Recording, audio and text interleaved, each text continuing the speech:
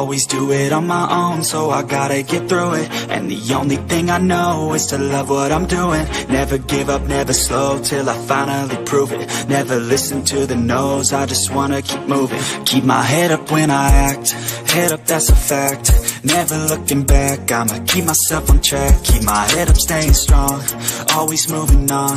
Feel I don't belong, tell my thoughts to move along. Push myself to be the best, die with no regrets. Live with every breath, see my message start to spread. And I had so many dreams, then you hit your teens. Life ain't really what it seems, try to find out what it means. Always do it on my own, so I gotta get through it. And the only thing I know is to love what I'm doing. Never give up, never slow, till I finally prove it. Never listen to the no's, I just wanna keep moving. Yeah, I put out all this art, it's my only medicine. Yeah, everything I do, I'm just being genuine. Yeah, I'm sick of being screwed, feel my own adrenaline. Yeah, I do just what I do, and I hope you let me in, yeah.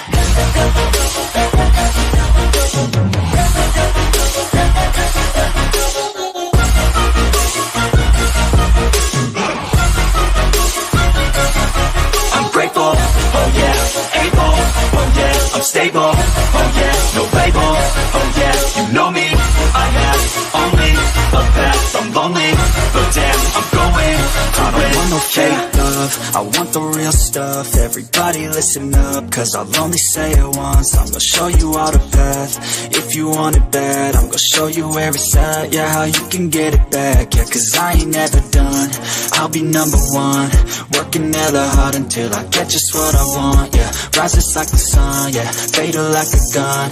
Shooters gonna shoot and I'm gonna shoot until I won, yeah. Always do it on my own, so I gotta get through it. And the only thing I know is to love what I'm doing. Never give up, never slow, till I finally prove it. Never listen to the no's, I just wanna keep moving. Yeah, I put out all this art, it's my only medicine. Yeah, everything I do, I'm just being genuine. Yeah, I'm sick of being screwed, feel my own adrenaline. Yeah, I do just what I do, and I hope you let me in, yeah.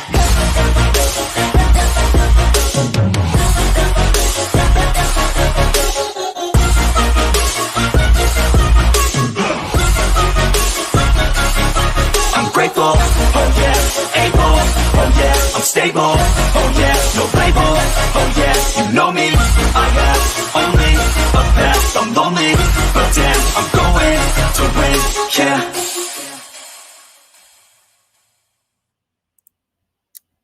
Hello again, for those of you who were with me earlier this morning, which was an impromptu live about Amani Roberson, whose husband was arrested on felony murder for taking her life.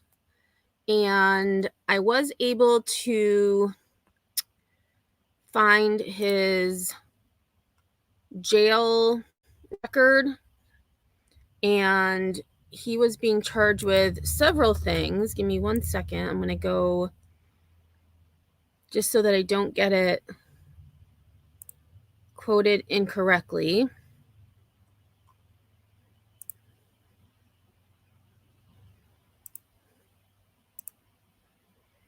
So he's being charged with felony murder, malice murder, aggravated assault, and possession of a firearm or knife during commission of or an attempt to commit certain felonies. So, excuse me, he,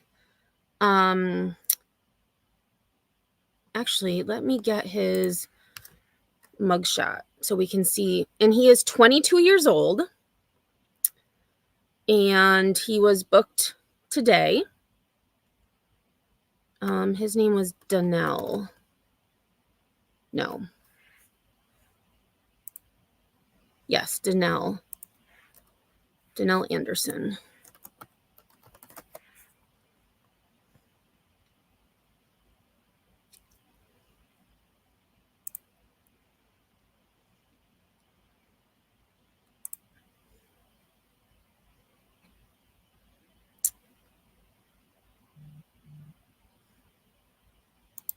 All right, so let me open this. Okay, this is not doing what I want it to. So this is a little bit blurry, But this is Danelle Anderson, who is 22 years old. Imani Roberson was 29 years old. She was also the mom of 4.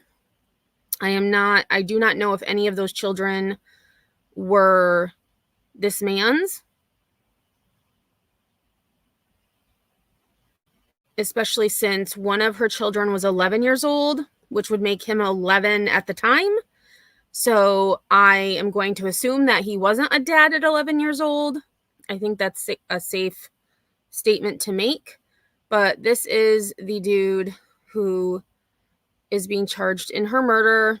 And this morning at the press conference, police did say that another arrest is imminent, and they are still investigating into whether or not others are also involved. So that was definitely a very sad situation.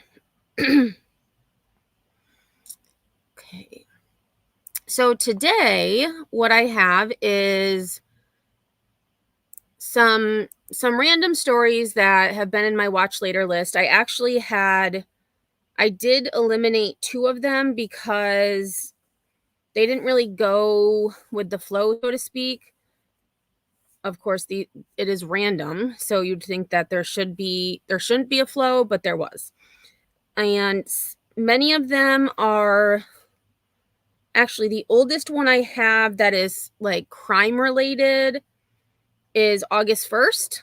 However, I did find another video of the rubber ducky when rubber ducky was in Detroit that I'm going to end the live with because it's just a great video, and it gives a better perspective, I think, of this rubber ducky. So yes. So before we start, I know there's not a lot of us here today, but that's okay. Beer Can, hello. Crazy Nurse, Sinner.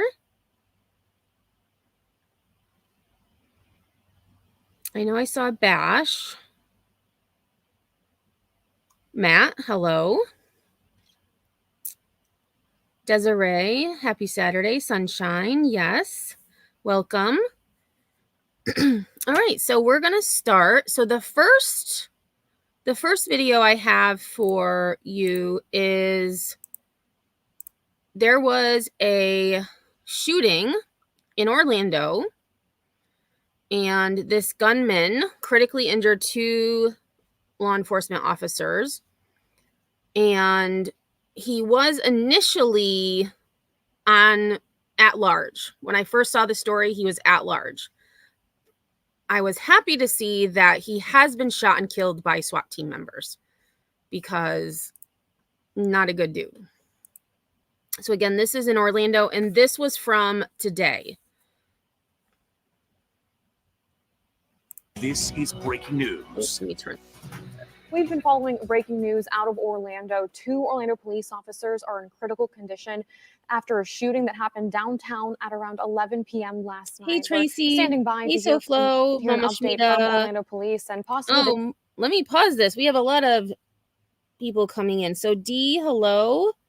Mama Shmita, SoFlo, Tracy Esme. Doctors who are treating the 2 officers at Orlando Health. We have been told from the Orlando Police Department that we'll be hearing an update shortly. But first, we want to go live. Oh, actually, they're about to start, so let's go ahead and listen in. Here, go ahead. Wait 1 second.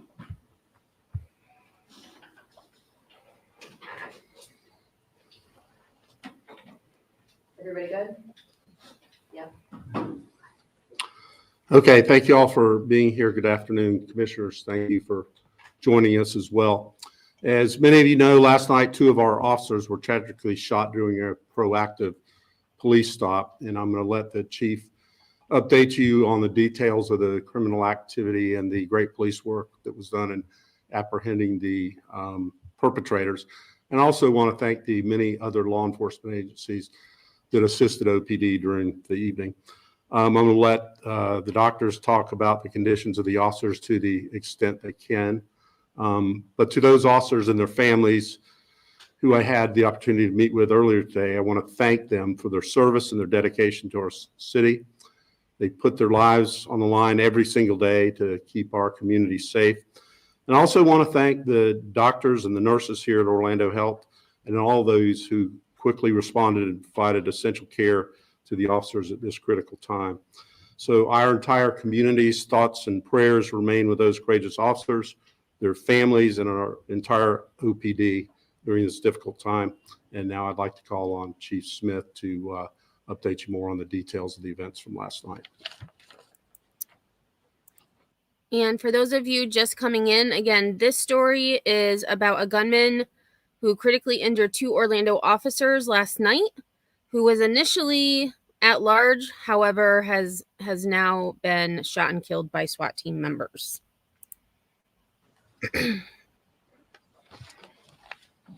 Thank you, Mayor. Thank you, Mayor and Commissioners, for being here. It's been a very long night. Our officers have faced danger throughout the night, trying to locate the suspect after 2 of our own were critically injured. Just a reminder, the officers' identities are protected by Marcy's Law. After an extensive search, officers were able to find the suspect at the Holiday Inn in the 5900 block of Caravan Court. The SWAT team responded to the hotel at 6 a.m. and was able to safely evacuate the hotel. The suspect barricaded himself in a room. Several attempts to get the suspect to surrender were made and refused to give up. At 8:58, the suspect shot at our SWAT officers multiple times. SWAT officers returned fire, striking the suspect. The suspect is now deceased. The suspect has been identified as 28-year-old Dayton Bale with extensive. Oh, and I was talking over him, so let me just back him up a little bit. Hello to Sunnyside and Cat in the chat. Okay, hey, that's fair, Cat in the chat. That's fair. Dayton Bale with extensive violent criminal history. The second suspect was determined to not be involved in the shooting. We did locate him. I'd like to thank Orlando Health and all the law enforcement agencies who have helped us throughout the night. I also want to thank everyone from our community who has been sharing information and support for our department. Our officers are lucky to be alive, and we ask that you continue to pray for them. I will now turn it over to Orlando Health. Good afternoon. We exist for exactly this situation. We are the only level 1 trauma center in Central Florida for both adults and for children. We stand ready at any time, 24/7, just for an event such as this. We see events like this on a daily basis where our citizens are injured or become sick. All right, come on. It's a night like last night that is a real privilege for us at Orlando Health to be able to take care of those that protect us as citizens of Orlando every day. As you've heard, we had 2 officers brought to us about 11 o'clock last night. I can't go into the details to protect their privacy other than to tell you that both officers are with us. They're with their families. We've been taking care of them during the night, and we expect them to fully recover from their injuries. Well, that is great news. Duty. It is a privilege for Orlando Health to be able to serve the community, and we look forward to being here and being able to do that in the future. Thank you. Now we'll take any questions. Chief, you mentioned a second suspect was not involved. So know that this is a 1 defendant, 1 suspect matter in your eyes? Yes. Can you walk us roughly through the timeline? I know overnight we had multiple scenes in a pub, I think, out in East Orange County. Can you kind of walk us through as best you can everything that happened with this? I can, some of it's parts of the active investigation, of course. So basically, like I said before, the officers approached the vehicle. The person was outside of the vehicle, and basically the car was basically wanted for as a suspect in a homicide out of Miami. And then the shooting occurred. The 2 officers were shot. Officers were right there. Other officers right there. A vehicle pursuit ensued. It went up to some different areas. It went up to Apopka. It went up to another couple of different areas. As you know, we were doing a lot of things in Apopka. And basically through our investigation, it came back to the hotel over in Caravan Court, the Holiday Inn, and that's where we found him. And so this guy clearly was a very bad person because he was wanted for a homicide in Miami and ended up shooting 2 Orlando police officers soon after. Say how you pinpointed him at the Holiday Inn? That's part of the investigation. Was there a carjacking involved here, and how did that all play? Yes, that's one thing I mentioned last night, but I forgot to mention just now. So basically, Max Smith says, my cousin was an NYPD officer sitting in his car having lunch when he was shot 9 times by a bank robber who exited the bank and assumed he was a responding officer. He was not. He lived but had to retire. That is awful. And I'm not sure who Vale is. Is that this police officer? Because again, while that may be true, that's not what we're talking about here. Yeah, I don't know who Vale is. Maybe it's this guy. I don't remember his name. Hello, Gypsy Rose. Welcome. after the shooting occurred, he did do a car. Oh, the suspect? Oh, his last name I thought was Bell. Beer can. I wrote down Dayton Bell. Is it Vale? Maybe I misunderstood them say his name. I apologize. That was my fault because I had his name as Dayton Bell, not Vale.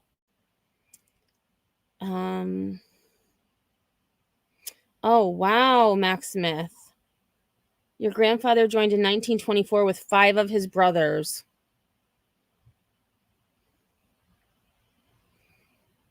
That's incredible, really. Reminds me of Blue Bloods, which I haven't seen that show in so long. Carjacking. We had a victim of the carjacking. So that was the vehicle that basically we were in vehicle pursuit of. Was the vehicle he carjacked right after he shot the officers. Carjacking victim uninjured? Uninjured, yeah. Oh, thank you, Beer Can. Dayton. Okay, so I had his name wrong completely because I was going by what I heard. So Dayton Vale. Thank you. I appreciate that.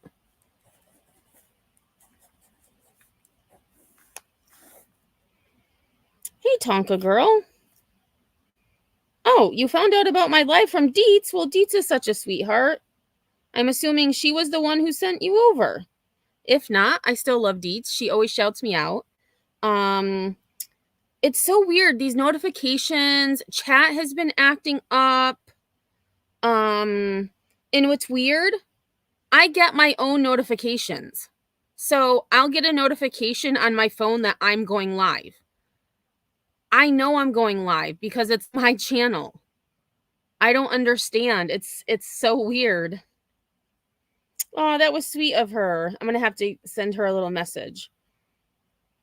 Oh, wow. My grandfather was one of 12 children. There were 7 boys. 6 became NYPD and the other FDNY. That is admirable. Oh, I love Tom Selleck. Desiree, when I was a kid, Magnum PI was like one of the big shows. That and Knight Rider. So I wasn't really like that fond of David Hasselhoff. I was more fond of Kit. But Magnum PI, like I was all about Tom Selleck.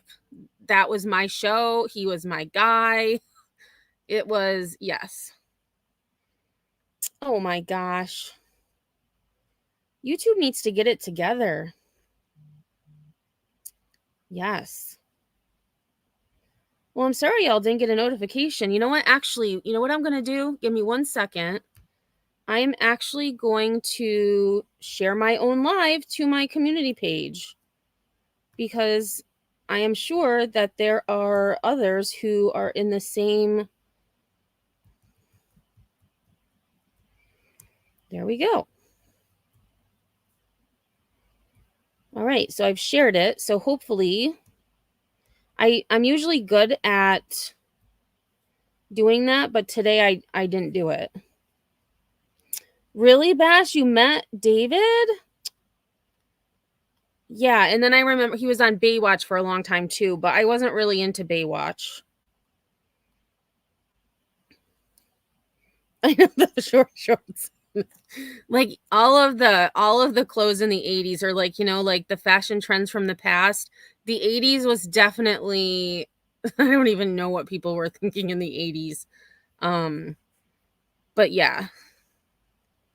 I love when at work we have like the 80s, like dress like the 80s or like 80s day, or they'll have, concerts or different things around like back to the 80s.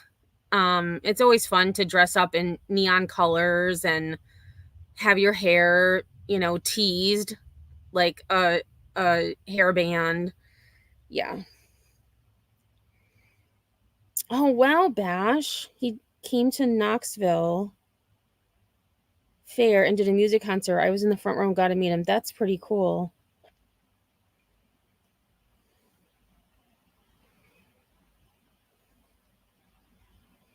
Oh my gosh, cat in the chat. That is funny. And I'm sorry about your late husband. My late husband was a cop and used to say he was going to put on my headstone, "She broke the law, but she always pasted." That's actually a really good saying. Yeah. And welcome to those of you who are coming in. I much appreciate you.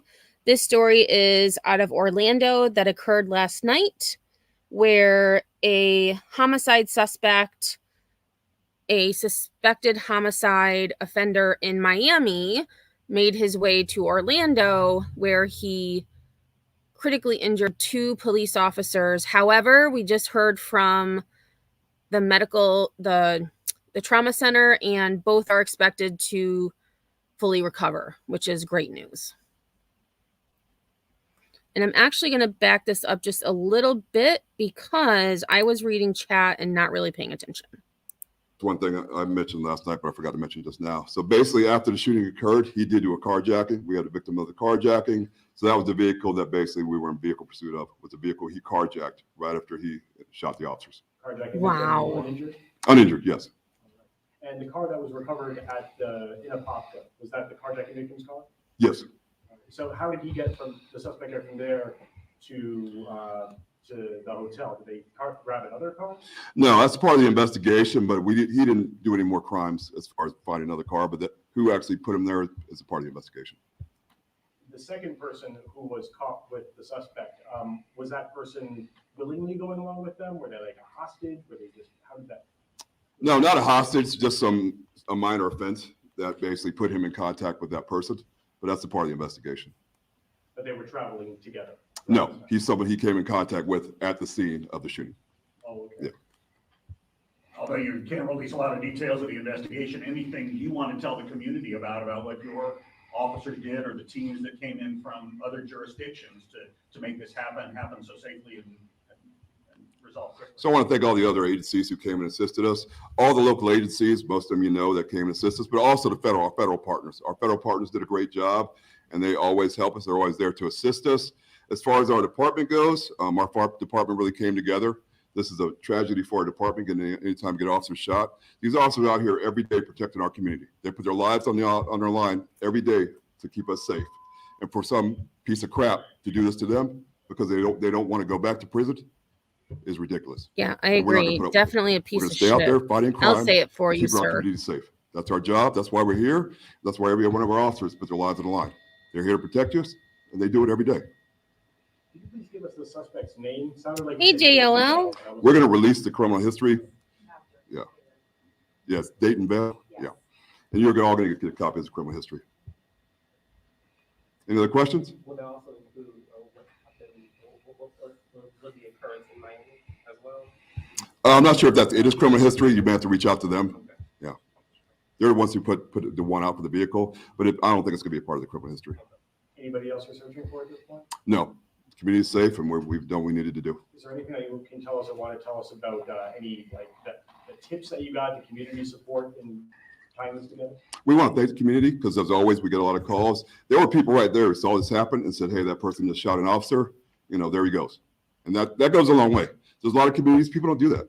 People don't care. Our community cares, And they told us they were like right there. You know, I was right at the downtown office, like most of you guys know. We came running out of there, and people were like, there he goes. He's right there. And we all did what we needed to do. Is anybody being investigated for harboring the suspect during this? That's a part of the investigation. Two more questions. What agencies were involved in this? Pretty much all of them. You can ATF, FBI, DEA. I mean, everybody, all the federal agencies were there. They all assist us. And then all the local agencies, like I said, we went to Apopka, that incorporates Orange County. You know, Volusia County came over and helped us. Osceola County helped us. So I don't want to miss somebody, but pretty much all the counties. We'll have a list for you, but pretty much anybody you can imagine. Anywhere we went, all the agencies were partners, were brothers, and they all sisters, and they all came to assist us. Can you comment on the risk, or how would you assess the risk to the people in the hotel while he was pulled up there and while this was all going on? There was risk, but I will say this, our SWAT team did a great job.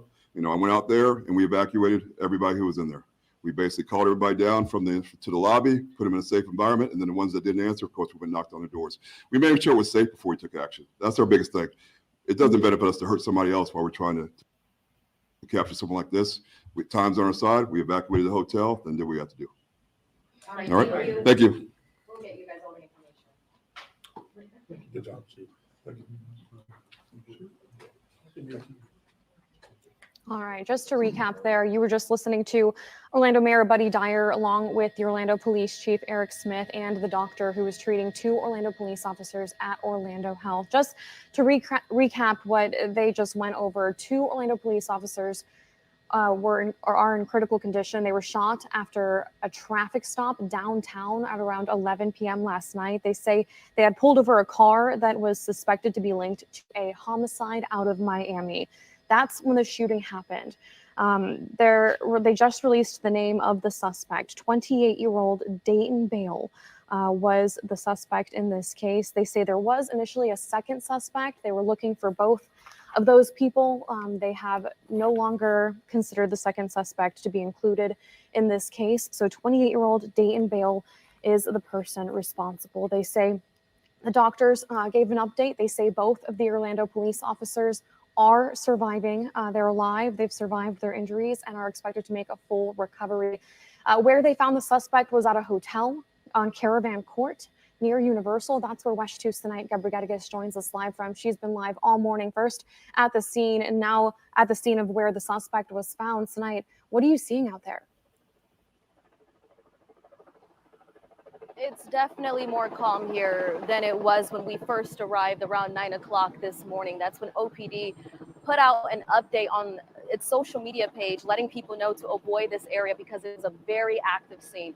SWAT team members were here, Orlando police officers. There were some directing traffic to make sure that drivers were also safe. But as you heard the chief say, the Holiday Inn and Suites, that is where this person, the suspect, they said, who opened fire and shot at those 2 officers, barricaded himself.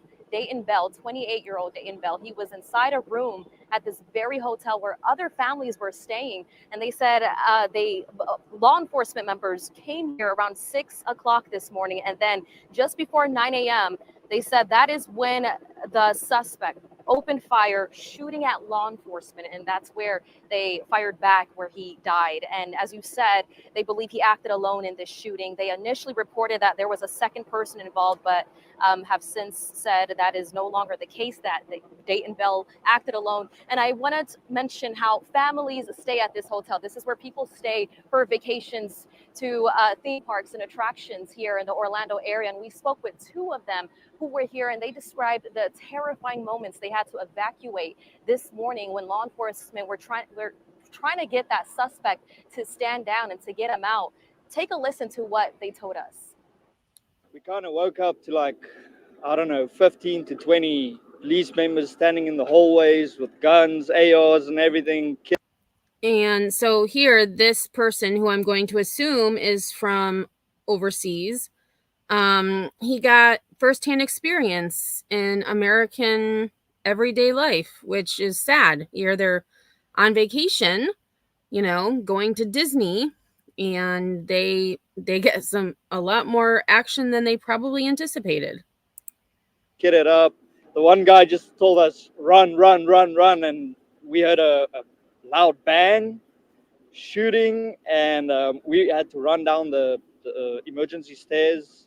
So we just grabbed my family, you know, like the kids, I have the baby in the car, It's unnerving because usually we come out here and we're just trying to have a good time. We're trying to spend time with our families, and everyone's kind of living for the same thing. We're just trying to be peace, you know? So with people out there disrupting that peace in such a massive way, it's kind of horrible.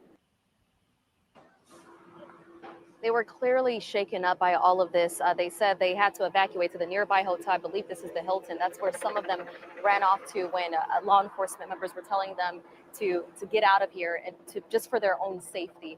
And the shooting happened just before 11 p.m. last night in the downtown area, downtown Orlando. That's where those two officers were shot, as you said, and we heard the chief say, or the doctor say, I should say, Orlando Health, those two officers are expected to recover, which is great news here. They are surrounded by family members, and as soon as we learn more details about what else happened here, we'll be sure to share it with you. Reporting live in Orlando, Senega Brigadicus, WESH 2 News. All right, tonight, thank you. Again, two Orlando police officers were in the hospital recovering from their injuries after both being shot downtown at a traffic stop. We're going to stay on top of this breaking news and bring you the latest on air and online on our website, wesh.com. Thanks for joining us. All right, so the next story. A Metro Atlanta woman left. Oh, North Florida. I agree. Definitely scary, especially because it was late at night. I'm assuming, most families are probably asleep or getting ready to go to sleep because they've, been out all day or are doing whatever. And then you get these, these knocks on your door to get out. And yeah, definitely scary. I'm with you, Desiree. So this story is about people are so brazen. I don't understand why people think that they can act the way they do. I guess it's something I'm never going to understand. But here, I saw this woman suing Atlanta Popeyes following alleged drive-through assault. And I was like, how could someone be assaulted by going through a drive-through? So I watched this and I was like, what the F? Like, I'll let the story speak for itself, but it is really messed up. Left home to go get food for her family, and she returned absolutely traumatized. And now she's filed a lawsuit after what she called a life-changing attack that left her like this. Attorneys sat beside their client today, or Adam Murphy was there. 1 year after police arrested 3 restaurant employees at the Popeyes on Cleveland Avenue in Southwest Atlanta, customer Denitra Dawson is taking legal action. I still don't understand this. Like, why me? According to the legal complaint, Dawson placed an order at the drive-thru, and when she realized the order was wrong, she asked them to correct it. They come out. They come out of the restaurant. She remains in her car, and their objective. I agree, Sunnyside. They ripped her entire braid out. Like, it gets even more crazy. It's crazy. In the furtherance of Popeye's business, their objective is to get her to move her car so that they can keep the line moving so that they don't get in trouble with Popeyes, their employer. Dawson's legal team said she waited at the window for her order, and that's when 3 employees, including a manager, allegedly walked outside and attacked Dawson inside her car and ripped out her hair when she would not move out of the drive-thru line. One of the employees physically opens up her passenger side car door, enters her vehicle, jumps into her car, and begins to attack her. And that is why I keep my doors locked at all times. All times. I don't care where I am, although my car is automatic now once you're over a certain speed limit. But I always make sure they're locked, even if I'm parked in a parking lot or waiting for someone somewhere. My car doors are always locked because I don't trust anybody. And this is one reason why. Other employees, including the manager, then open up her car door, and they're all converging on her, beating her, punching her, scratching her. An Atlanta police report says 2 employees were charged with battery and another with obstruction of an officer. The legal team said Popeyes failed to do background checks on the employees involved Their investigation found that the manager, Taster Evans, had a criminal history. In 2013, she was convicted of assault. So here are the 4 women who decided to do what they did. Yeah. And I'm going to look into this more because I'm curious as to what happened to these individuals who decided to do what they did, because this is the civil suit at this point, not the criminal. So I'm curious to see what actually did happen to these idiots, for lack of better word. In 2016, another conviction of assault and multiple other criminal convictions. So Atlanta News First went to the owner of the business, 755 Restaurant Corporation, and they had no comment, telling us their legal team is handling the matter. The only thing that ends this attack is that Miss Dawson is able to get access to her purse where she has her licensed firearm. And she's able to produce that firearm. And it's only after she produces a firearm that the assault stops. Adam Murphy, Atlanta. And so when I heard that, thank goodness this girl, and I don't know how old this girl is. She doesn't look very old to me. She could be older. Obviously, she would probably have to be 18 because she, had a pistol. But I can't imagine what would have happened if she didn't take her gun out so that these lunatics would stop assaulting her. I mean, I don't understand how people can think they can do these things. I just don't. Atlanta News First. What do prison fugitive... And of course it went to... What do prison... Okay. I mean, I'm surprised, Sunnyside. I'm surprised that... I would have been scared and I don't know what I would have done in that situation. But the fact that I don't believe she shot any of them. It was enough to get them to leave her alone. It's awful. Yeah, I agree. And hello, Bouvmal, welcome. I agree. The fact that she had, I'm very emotional, but I don't, the closest thing to a weapon I have in my car is probably my seatbelt cutter, which I guess could be used as a weapon. Oh yes. Oh, actually, I do have mace in my car as well. So that I keep that right in the console. So I could, possibly, if that was to happen, I could, grab the mace and just spray. I would probably get it in my eye too, but I think it would be worth it not to get the crap beat out of me, for sure. Yeah. So that story was from yesterday. So the Popeyes one. This one was from, and this just came up today, actually. This was from August 3rd. A fugitive was found in Florida with a new identity after being on the run for years.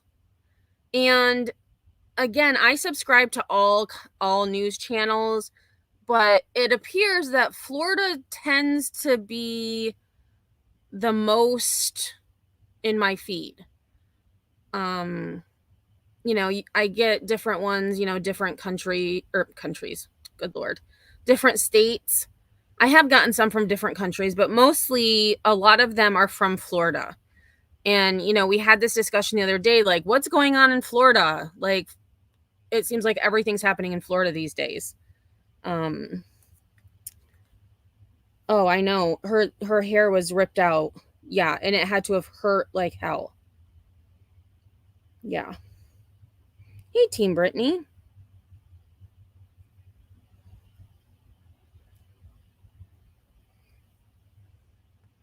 All right, so and I have not listened to this yet. So I'm curious to hear what they have to say about this guy. Prison fugitive Alan Todd May and high society Jacob Turner have in common. Authorities say. Wow. And I don't know, he gained quite a bit of weight and he changed his whole, I mean, granted, the left looks like a mugshot, but his whole demeanor. If I saw the dude on the right, there's no way I would think it was the guy on the left. Like, that's a pretty good makeover there, mister. High roller escapee. They're calling him a high roll. Well, he does kind of look like a high roller in that picture on the right. Possibly, Christy. Maybe it is because Florida has the most. I try to get stories from different states, but it's just like, I don't know what's going on in Florida. They're the same person. The 58-year-old fraudster on the run for 5 years finally captured this week in Florida. Being on the run almost 5 years, and he was pretty effective in evading capture. Authorities say May broke out of a federal prison in Littleton, Colorado in 2018, 6 years into a 20-year. Wow, so he was already in prison. That's even more. I mean, these people, like I said with those girls with the Popeyes drive-thru, like these people are brazen. Sentenced for mail fraud. According to U.S. Marshals, he drove a work truck off the prison grounds, then rented a U-Haul and took it to Fort Worth, Texas. He was seen at his mother's Houston home the following day, then he vanished without a trace. Until this week, when he was taken into custody in Fort Lauderdale, Florida, roughly 2,000 miles away from the prison he escaped. There's just an incredible air of arrogance in his behavior. There's a tremendous amount of self-confidence in his behavior. There's an extreme amount of manipulation in his behavior. The years-long manhunt coming to an end. Bash, you have a good point. You have a good point. And as Sunnyside said, that explains it. More than a decade after his initial sentencing in 2012. But authorities say his crimes didn't stop there. Last summer, 3.5 years after he disappeared, a federal grand jury slapped the wanted escapee with more charges. The indictment alleges that between 2016 and 2018, while he was in prison, he ran fake business scams, raking in more than 700. Whoa. What? All right, this dude... What? I mean, I don't usually praise criminals, but no wonder they're calling him a high roller escapee. He made more than 700 grand in prison by falsely creating businesses. What? I won't even probably make that much in my lifetime.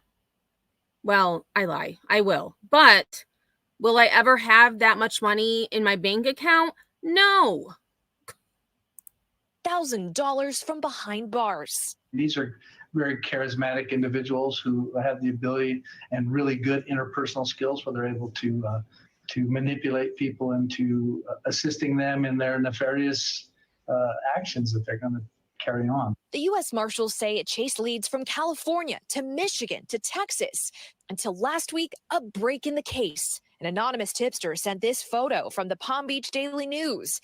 There was Alan Todd May hiding. Wow. So now I see why that woman said he's arrogant. He probably, and maybe it was a mistake, but the fact that someone saw his picture and then sent it to police, like, that's a pretty rookie mistake.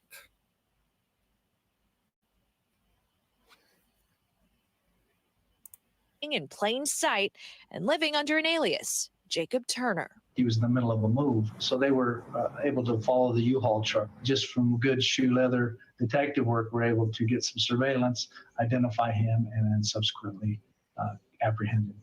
Investigators tracked his location to this neighborhood in Fort Lauderdale, Florida. They linked him to a Palm Beach penthouse where he was allegedly flaunting a lavish lifestyle. I think he got complacent. I think he thought nobody was looking for him. And if you're dealing with the United States Marshal Service, that's never the case. Now the man who hid in plain sight facing justice once again. Marissa Parra joins us now from Miami. Marissa, it's hard to believe a story like this day and age. Photos, they seem to be everywhere. What is the next step in this case? Well, he was certainly brazen. And in terms of what happens next, we can tell you that May appeared in federal court just yesterday. And by the way, we did reach out to his lawyers. They did not get back to us. But the U.S. Marshals tell us that May has been ordered to go back to Colorado to face those escape and fraud charges. And Ellison, we're told that that should be likely by the end of the month. Marissa Parra in Miami, thank you so much. Fox News, Dave Kinchin.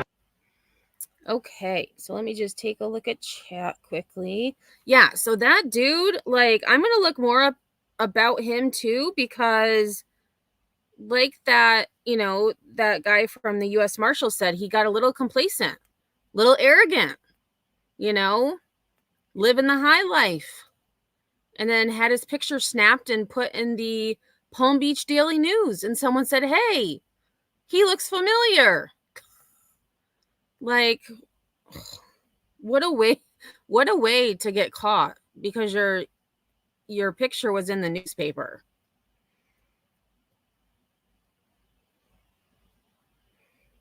Betty must study her personal skills, might be more lucrative. And speaking of Betty, she has been active on Twitter.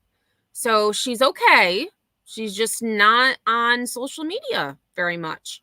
But she did make a few tweets, and she had a few responses to other tweets. So she's doing good. She's fine. All right, so now this, we're going to go kind of back to, again, this story is from today. A pregnant woman and her boyfriend were found shot inside a car. I have not watched this yet. So as I have in my banner, viewer discretion advised, because many of these I did watch, but some of them, because they were from today and I just saw them, I didn't have time to look at them. So we're going to also look at this one together. This live tonight, Derek, just a heartbreaking story here. Yeah, it really is. We're here at the Michigan State Police Post in Oak Park because state police were called by Inkster Police to assist in this case. Inkster Police have had about 4 homicides in a week. This is one of them, and the family says they are not giving up until they get some information and someone held responsible. It's like a dream that I can't wake up from. Verna Evans is living in the middle of staggering heartbreak days after her pregnant daughter, 28-year-old Shelley Pettaway, a single mother, was gunned down in Inkster last Sunday night. She left behind 3 beautiful children. And I never thought that I would have to look my grandbabies in the face and tell them that their mama's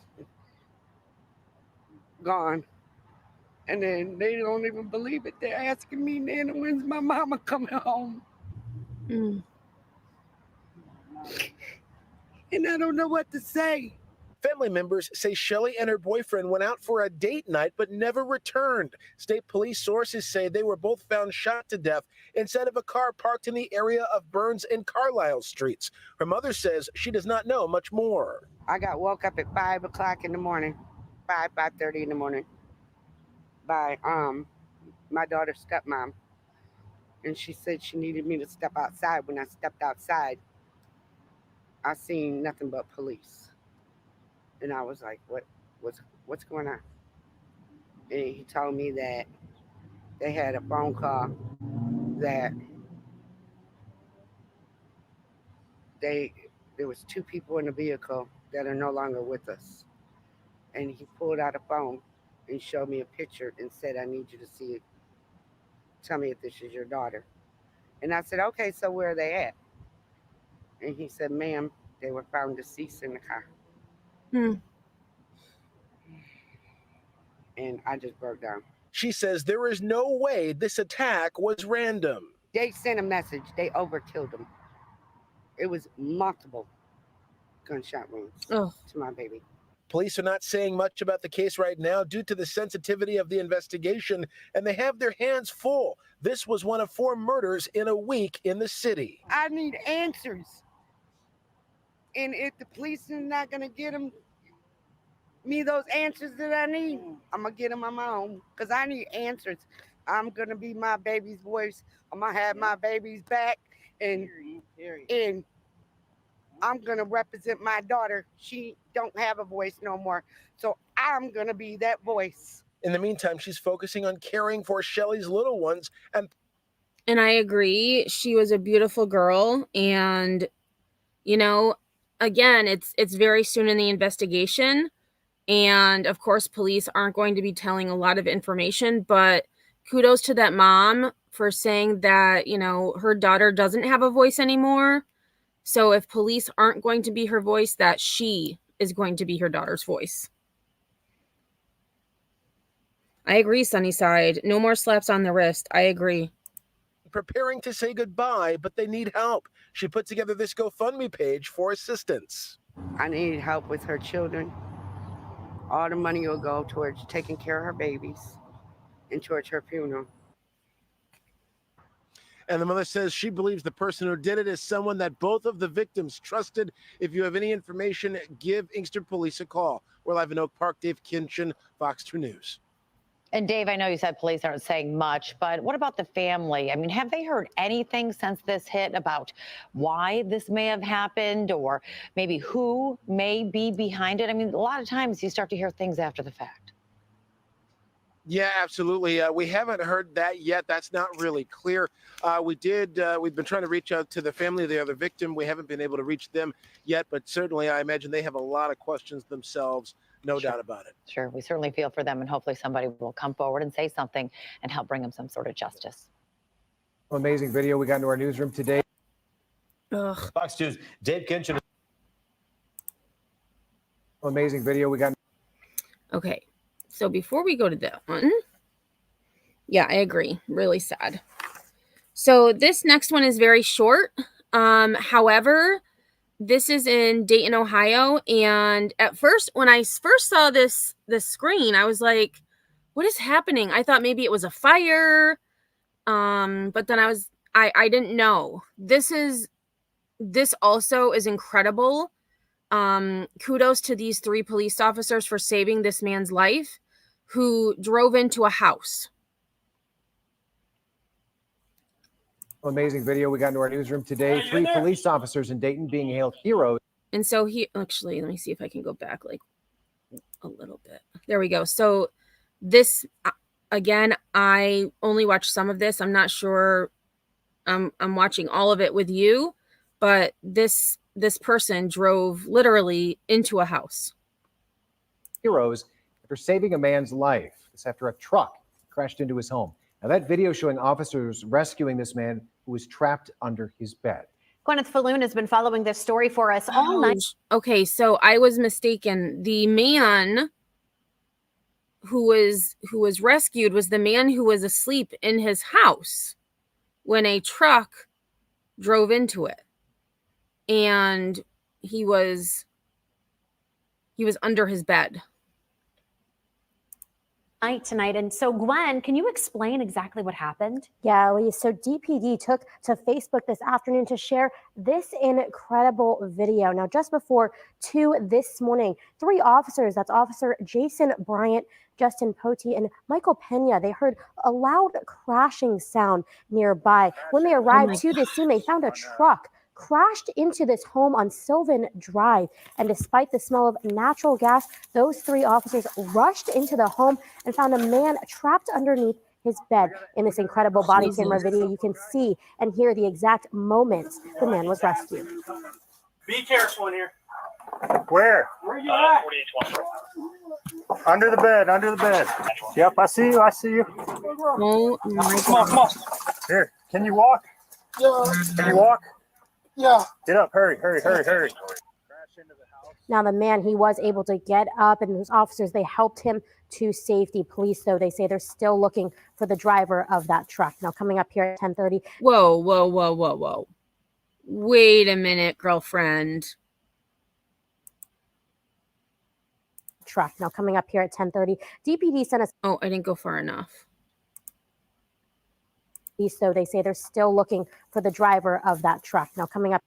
They're still looking for the driver of that truck. Okay, I need to, and this video was from the 3rd. So just 2 days ago. I need to look this up too, because I want to know.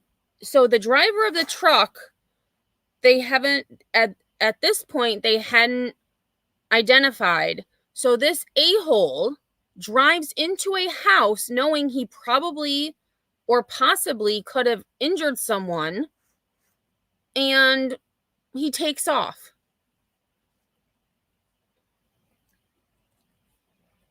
What a jerk. Ugh. Up here at 10:30. DPD sent us a statement, so we're going to tell you their response to those officers' heroic act. Back to you. Disturbing scenes on our... All right, and actually, because this is kind of, we're going to look up, let's see, Dayton, Ohio, truck into house.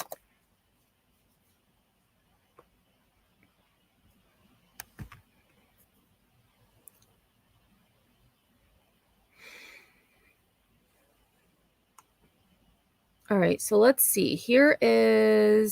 This is from 2 days ago. Oh, here. 1 day ago. Let's see what this one says.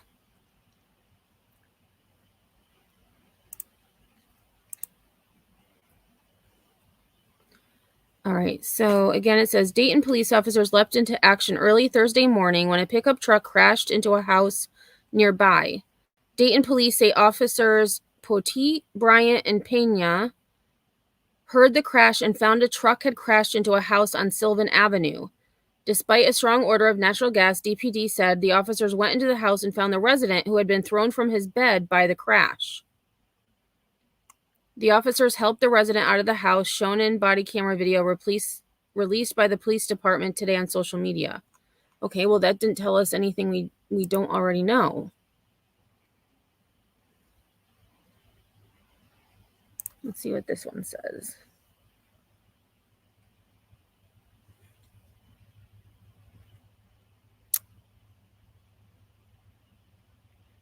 Truck crashes into Dayton home, injuring occupant. One person was taken to the hospital after a vehicle crashed into a Dayton home overnight.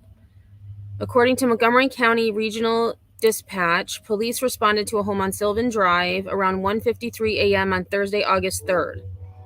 Police on the scene told 2 News that a pickup truck had struck the home, going pretty far into the structure. By the time crews arrived on scene, the driver had reportedly fled. The passenger was taken into custody but will not be charged. Oh, wow. So we didn't know about that. So this driver not only had a passenger, but took off running and left the passenger in the truck. And I'm wondering, I think we'll watch that video again. I'm wondering if possibly the passenger couldn't get out of the car because of how it was positioned in the house. A person inside the home was taken to the hospital with non-life-threatening injuries. This incident remains under investigation. Like, wow. All right, so let me go back to... So let's watch this again and see... Amazing video we got into our newsroom today. 3 police officers in Dayton being hailed heroes crashed into his home. Now that video showing officers rescuing this man who was trapped under his bed. Gwyneth Falloon has been following this story for us all night. Right, Bash, that seems to be the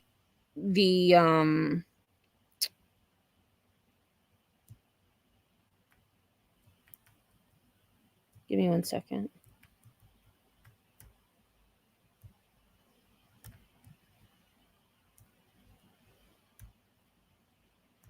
That seems to be the thing, like people with active warrants or, you know, fleeing from crimes. It's crazy. Night tonight. And so, Gwen, can you explain exactly what happened? Yeah, Elise. So DPD took to Facebook this afternoon to share this incredible video. Now, just before 2 this morning, 3 officers, that's Officer Jason Bryant, Justin Potey, and Michael Pena, they heard a loud crashing sound nearby. When they arrived to the scene, they found a truck crashed into this home on Sylvan Drive. And despite the smell of natural gas, those 3 officers rushed into the home and found a man trapped underneath his bed in this incredible body. So this is the passenger side of the truck, and it does look like, of course, it skipped forward. Let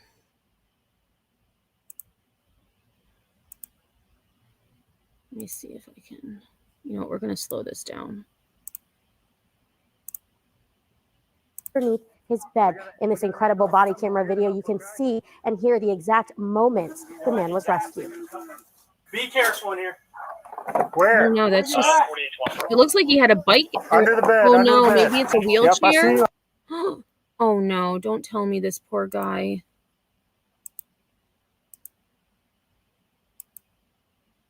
Maybe because I was gonna say maybe that's a bicycle, but I mean people do have bicycles in their bedrooms, but I'm not sure.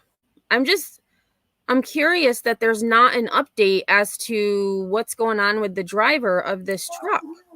Under the bed. Under the bed. Yep, I see you. I see you. Come on. Come on. Here. Can you walk? Yeah. Can you walk? Yeah. Get up. Hurry. Hurry. Hurry. Hurry.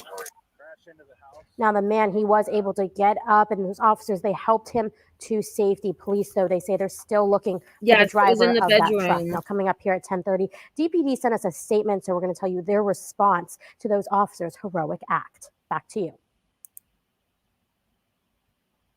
So could be Sunnyside, or the passenger was the driver but acting like he was the passenger. I mean, possibly. Stolen vehicle, maybe. I would think the passenger should be saying who was driving. I mean, that's just my, they said the passenger's not being charged, but the passenger has to know who was driving the truck.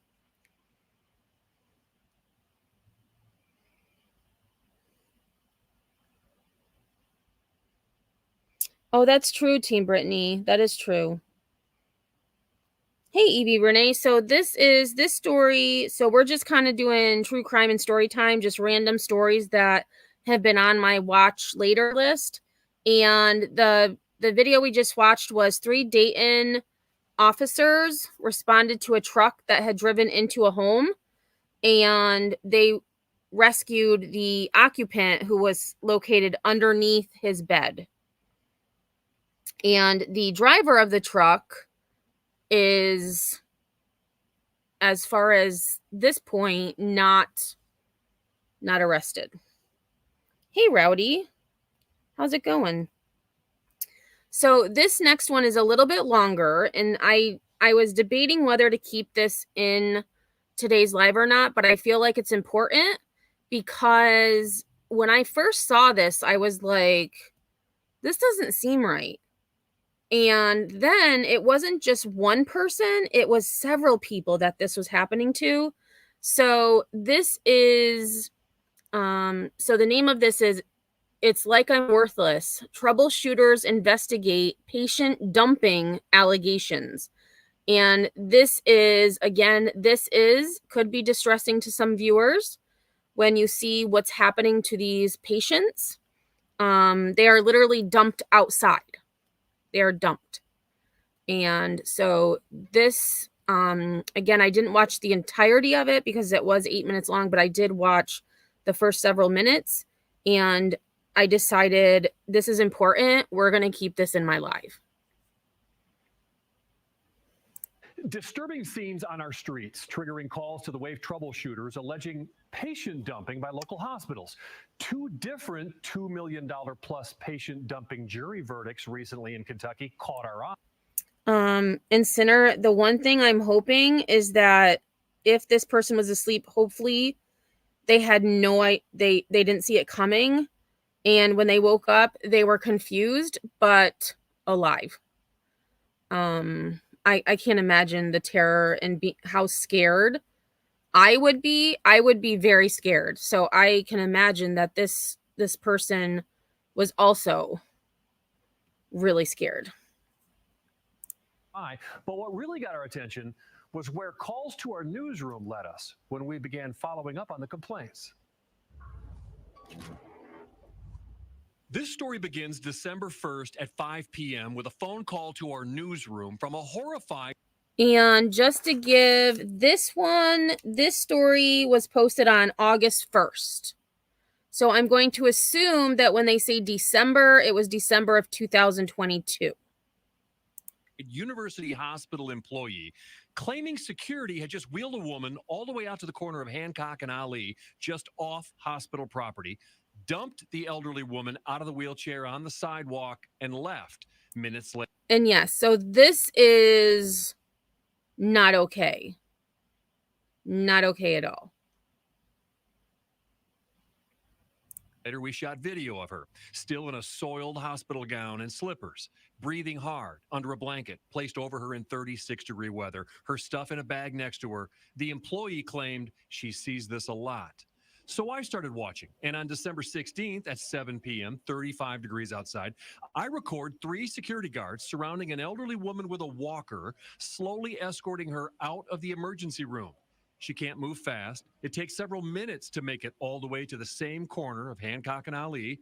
After they have her across the street, off the hospital property, the security guards turn around and go back. When they clear, I catch up to her, and she says she can't breathe. They told me. And I just wanted to read this comment. Christy says, a woman was dumped outside a hospital once. The police were called on her to get her to leave, and she had a stroke and died in the police van. Cops were awful and mean and rude to her. That is awful. And the fact that this is a university hospital in downtown Louisville, I mean, no hospital should do this, but the fact that it's a university hospital, a teaching hospital, like, this is really messed up. Really messed up. Oh, see you, Sunnyside. Have a good one. Right, Beer Can Island. She sees that a lot. And I mean, maybe she does report it, or maybe she's been told not to report it, right? I mean, there could be so many factors involved. You know, it's not my place to judge or assume. But yeah, it's pretty messed up. I couldn't stay on the premises. Were you in there as a patient? Well, I needed to be a patient because I'm sick. What's wrong with you? I've got COPD. I got diabetes. So they wouldn't even treat you? The doctor talked to me for 1 minute. And they told you what? That I had to leave. Wow. What reason did This he give poor you? lady. He didn't give me a reason. She tells me she's homeless. I've got to go because I'm hurting. I'm in pain. I was in a car crash and it completely shattered my hip and pelvis.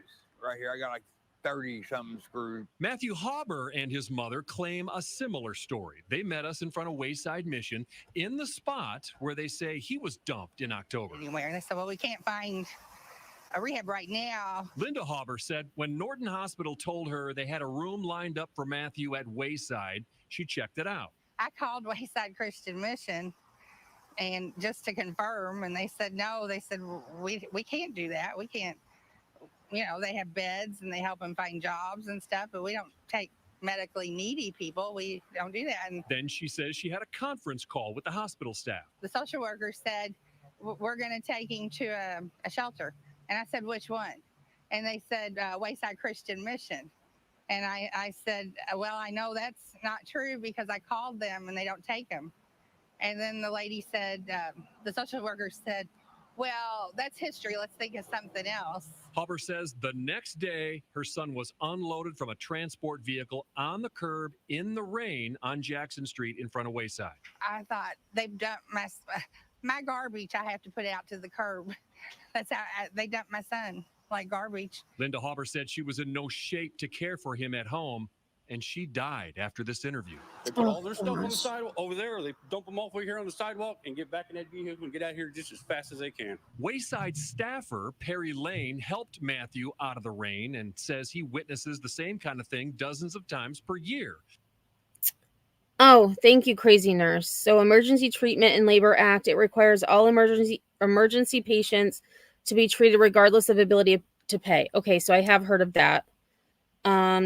A medical condition manifested by acute symptoms of sufficient severity, including pain, such that the absence of immediate medical attention can result in injury, etc. Yeah, I mean, to dump somebody on the curb like that, though, like, that just seems really messed up to me. Like, no human should be treated like that, regardless of anything. From hospitals as far away as Eastern Kentucky. He says they're often lied to about the medical treatment they'll receive at the shelter. What's the worst physical shape you've seen somebody in who was dumped? This guy here was pretty bad. Paralyzed. People that can't walk, that are totally relied on a wheelchair. Take them out, put them in the wheelchair, throw all their stuff on it, and take off. Wayside's Chief Operating Officer Nina Mosley tells me it's not uncommon. She says they're not trained medically, and sometimes they take patients right back to the hospitals. How can you dump people? These are human beings. How can you just dump them and leave them? It doesn't make any sense to me. It's unhuman, man. We detail these incidents with dates and times to both Norton and University hospitals. Norton Healthcare Senior Vice President Renee Murphy responded in an email that says, in order to safeguard the privacy of patients and in compliance with HIPAA, we are not permitted to discuss specifics regarding a patient's case. There are several details to this case that may not have been communicated to you by the family, as Mr. Hauber has not signed. Okay, so I understand about Mr. Hauber, but what about that elderly lady who was dumped on the curb? Like, what about that lady? And a HIPAA release of information form, we will not be able to share those details with you. University Hospital Public Relations Director David MacArthur replied, they appear to be working on behalf of U of L Hospital. Unfortunately, the images that were provided by WAVE do not reveal enough information to track down additional details or identify whether the individuals on either day sought care from any of our team. Oh, shoot. So the screen, I'm wondering what screenshots, but based on the location and uniforms of the secure. Oh, so that must be about the older lady with COPD and diabetes. They do not reveal enough information to track down additional details or identify whether the individuals on either day sought care from any of our team. Talk about deflection, in my opinion. From any of our team. What is heartbreaking for U of L Health staff is that we often encounter situations where patients need assistance beyond medical care. As the community's safety net hospital, the challenges are particularly even more acute when providing health care to the unhoused population of Metro Louisville.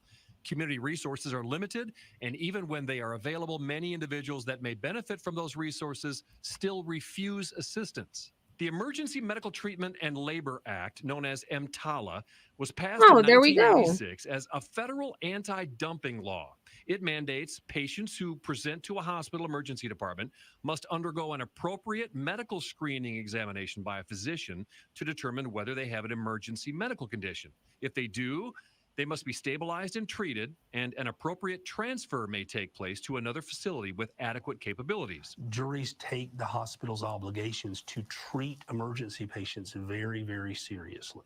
Attorney Hans Poppy knows that firsthand. He won a $2.3 million patient dumping verdict, most of that in punitive damages. after his client, who was coming to a Lexington hospital by ambulance with a cardiac emergency, was turned away and directed to another hospital. Wow. Juries don't like to punish hospitals. There aren't many verdicts in Kentucky history favoring plaintiffs in alleged patient dumping cases, but this one is interesting. A $1.5 million verdict awarded in Fayette County to a difficult patient with a history of ER visits, dumped by a hospital, rolled outside in a wheelchair with taxi fare, and hours later, the man was dead of an untreated ulcer. After being reversed on appeal, another jury socked the hospital for $1.45 million. So what that tells us is if a jury hears a case. Exactly, Beer Can. It's a money-making enterprise. Yes, it is. And they believe that there has been an EMTALA violation where a patient has been dumped or abandoned by the hospital, they really get upset. Dude, like, I'm worthless, man. We're throwaway. We're garbage, you know? Now, I was contacted this week by a police officer who worked off-duty at University Hospital who says she emailed U of L Health CEO Tom Miller on March 1st about this issue and what she was witnessing. And she says she was then informed she would no longer be working there. I asked U of L about that. Go They say the figure. officer was concerned about the same things they are, and they're collaborating to increase community resources for the at-risk populations. As for being And I'm just going to back that up because I was a little distracted with chat. And we're throwaway. We're garbage, you know? Now, I was contacted this week by a police officer who worked off-duty at University Hospital who says she emailed U of L Health CEO Tom Miller on March 1st about this issue and what she was witnessing, and she says she was then informed she would no longer be working there. I asked U of L about that. They say the officer was concerned about the same things they are, and they're collaborating to increase community resources for the at-risk populations. As for being let go after her email, U of L would only say that she was employed by a third-party security service. Oh, shoot. Okay, so, yeah. I just, the hospital shut her up. Yeah, she did. And she has, I believe that officer, I don't know about laws in Kentucky, but here in New York, she would definitely have cause for a lawsuit for, being terminated without cause. She expressed a concern and then was told, you're no longer going to work here. Yeah. Sinner, that's what I want to know. Like, what kind of person is capable of just dumping someone, especially like that elderly woman with like just the blanket over her like upper extremities? Like, what the hell? I mean, I get it. Like, you can't do everything, but to just leave someone on the curb like that, like, that's just screwed up. Wrongful termination. Thank you, Jima. My words were not coming to me.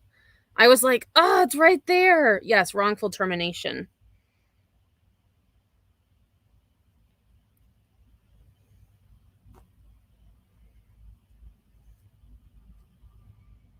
So, Crazy Nurse, is that nationwide, or is that federal, or is it at the state level?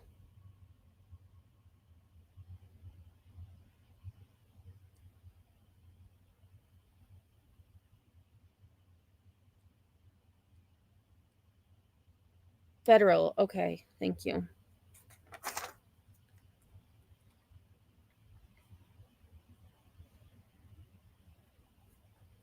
All right, just give me a second. I'm just writing stuff down here.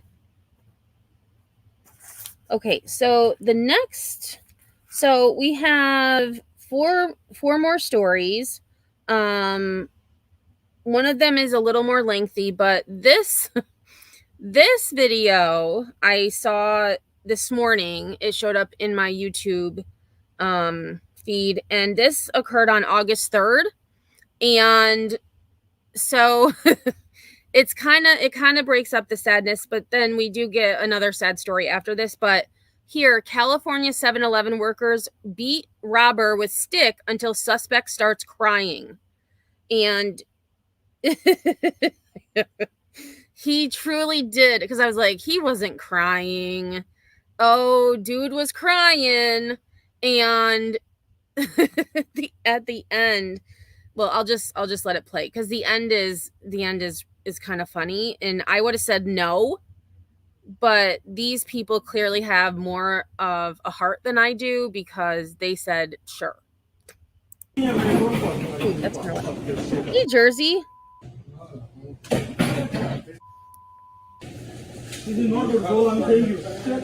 Again, this dude, he's a mess. First of all, he's got one of those, garbage cans on wheels, and he's stealing, it looks like cigarettes, I guess. Yeah, cigarettes, I would assume. So yeah. Look at him. Hey, let me get a swisher though. Can I get a stripper? Hey, can I get a swisher? Let me get a swisher. Back up. Hey, Turtle. Hey, just let him go. Is he related to my bestie? I don't know, but this at first I was like, oh no, I should have probably left this for the story after, or like towards the end, but I thought after the patient story we needed some comedy. And I mean, even though this is a serious crime, it's a really funny story. There's nothing you can do, but it's nothing you can do. It's like they're not gonna do nothing. You just have to claim you have insurance. You have insurance? What? Does you have insurance? Yeah, you got insurance. No, it hurts you.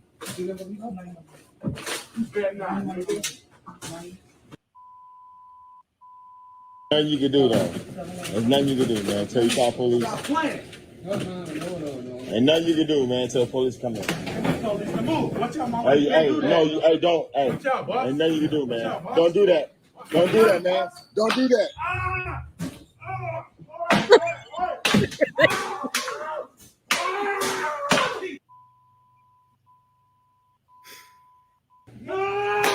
It's okay. Okay, brother. Okay.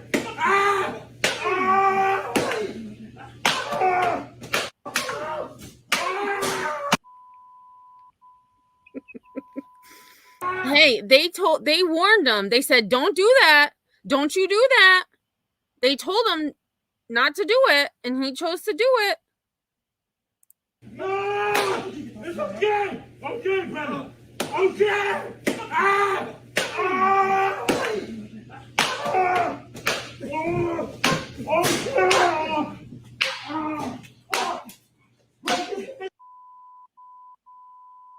That's called whooping your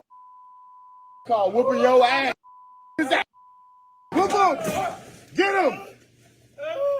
Okay. You done? Yeah, I'm done. Are you done? I'm done. Are you done? I'm done. Now go. I'm gonna go. Go. I'll go. Let me go. Go. I'll go, brother. Go. You can't. Go. Hey, let him go. Just let him go. Just let him go. That's enough. Hey, that's enough. That's enough. That's enough. That's enough. Okay. Hey, okay. No more. No more. No more. Please. It's okay. Let him go. Just let him go. Hey, you go. Go. You want to go? Let's go. Let's go. You want police to get him? You want to call police to get him? Please let me go by my leg. Police to get him? Okay.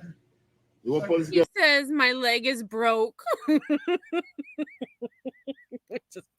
I'm pretty sure that's what he said. Let me back it up. I didn't have the closed captioning on either. All right, I got to make sure I'm pretty sure he said my leg is broke. Get him? You want to call police to get him? Please let me go by my leg. Police to get him? Okay. You want police to get him? Okay. They're coming? You holding him? He said my leg is broke. Well, maybe you look at all those cigarettes he had in the garbage can. Oh my gosh. Yeah, best crawl the F out then.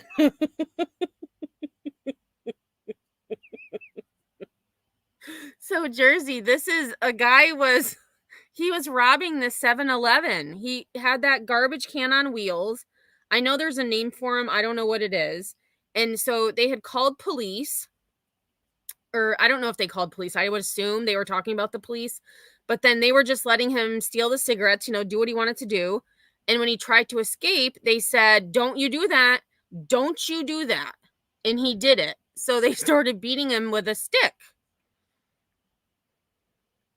$8,000 worth of cigarettes.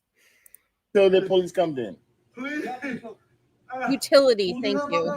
You call police? You call police? You call police?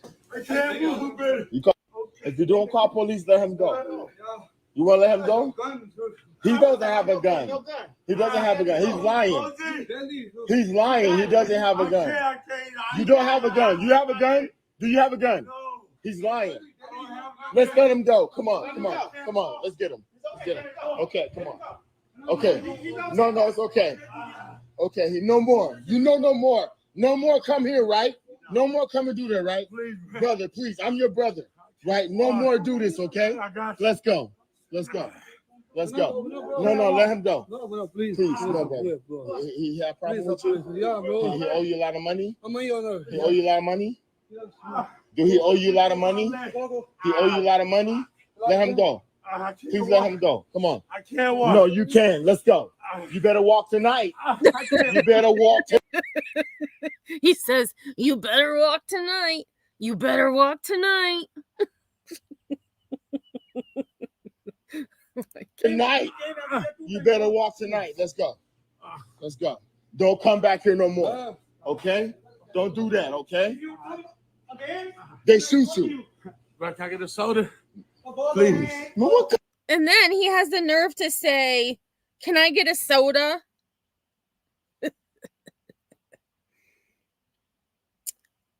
Sinner, the last comment I saw from you, it says $8,000 worth of cigarettes. And then I saw that man opened a can of whoop ash on him. This is good question. I don't know what city. Let me click on this link.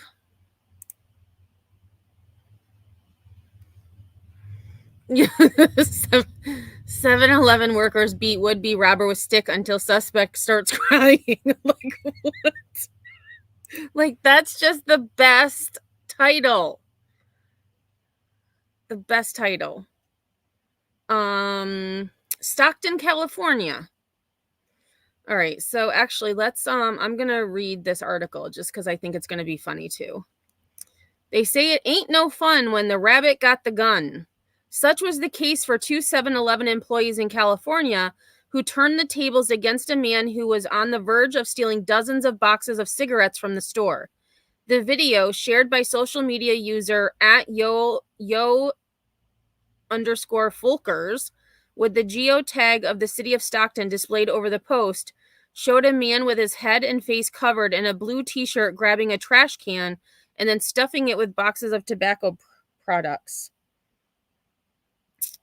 The man taking the video politely asked the suspect to get him a Swisher, but the suspect ignored his request.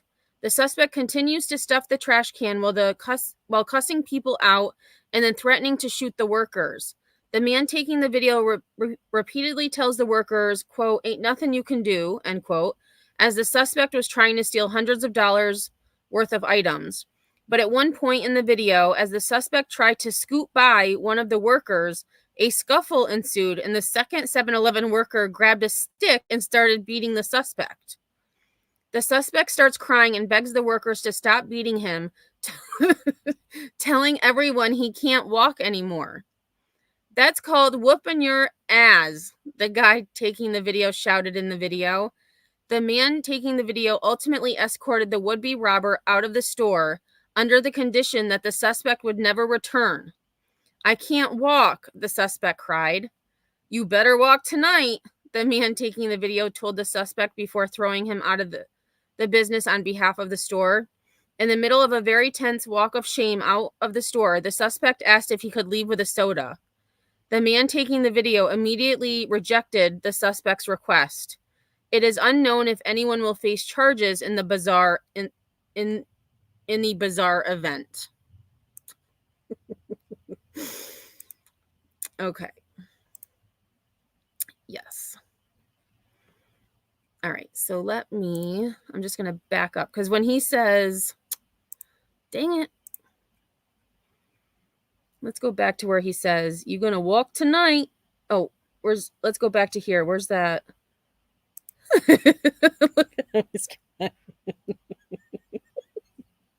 And I think I'm actually gonna, after this, we'll watch the rubber ducky video. I'm going to skip the other two stories just because I didn't realize I would be laughing so hard at this video. I mean, it was funny when I watched it the first time, but it's even funnier now. So I'll save the other two stories for my next true crime and story time. Because this is really funny. And actually, no, let's just watch the whole thing again. Let's just watch the whole thing again. Because it is funny. So for those of you coming, that man said stick around. Stick around and find out. Oh. My comments aren't showing and they are highlighted in black. Did you send me a screenshot? Oh, you did send me a screenshot. Let me see. Oh, I see the ones that you sent me, Sinner. Did you send me a screenshot of the ones that I can see the ones you sent? In California, shoplifting has become so bad they have literal aisles with gates on them with locks. There was actually, Jersey, there was a story, I think it was in New Jersey. I don't remember. No, it wasn't New Jersey. I'm thinking of you because I call you Jersey.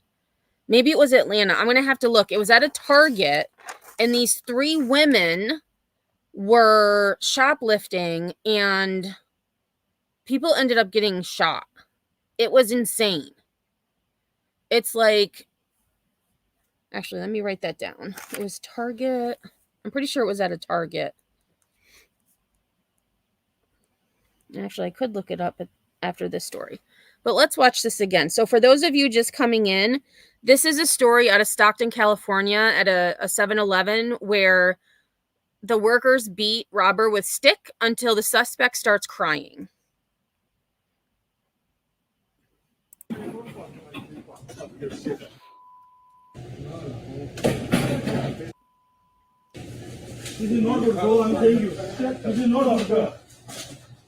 Hey, let me get a swisher though. Can I get a strip? Hey, can I get a swisher? Let me get a swisher. Back up. Put a gun on this. Hey, just let him go. There's nothing you can do. But it's nothing you can do. It's like they're not gonna do nothing. You just have to claim you have insurance. You have insurance? What? Does you have insurance? Yeah, you got insurance. No, it hurts you. And literally, SAFO, stick around, like literally, as Sinner said, stick around and find out, because we'll get a stick and start beating you.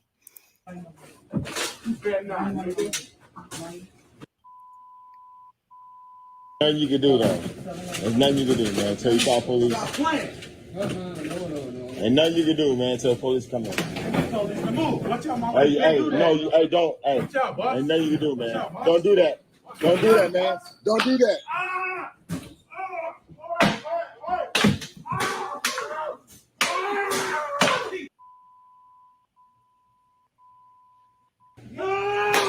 It's okay. Okay, brother.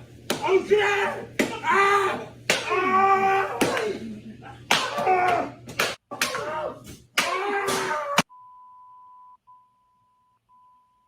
Ah! No! It's okay. Okay, brother. Okay. Ah!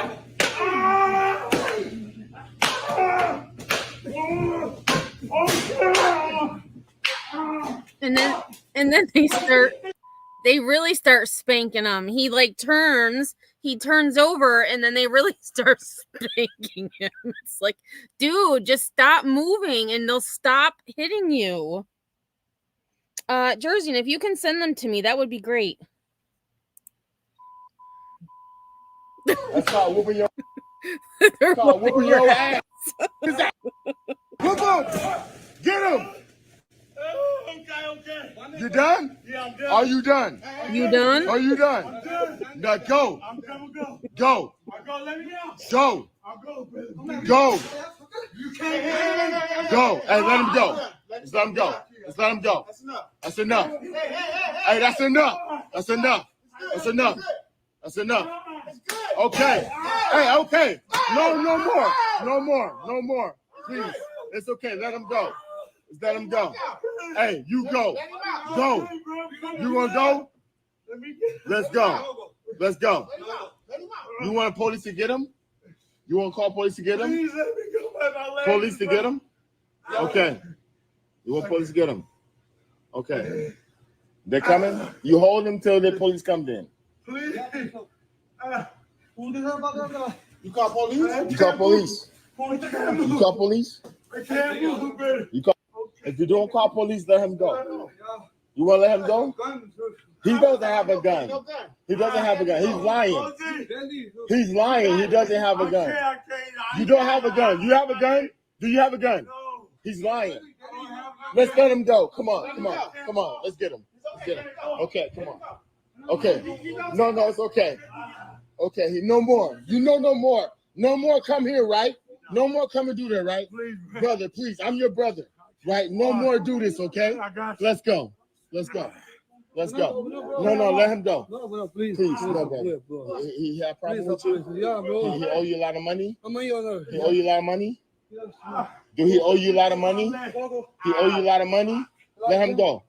Please let him go. Come on. I can't walk. No, you can. Let's go.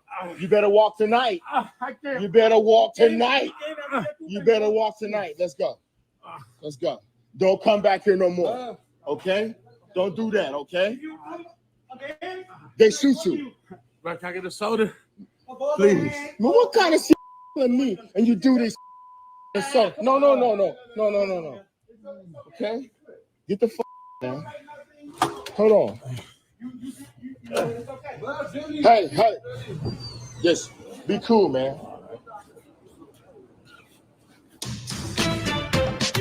Oh, pause. Okay, so let me go to my email. So thank you, Jersey, for those emails. Let me go there quick. So yes, that guy learned his lesson real quick.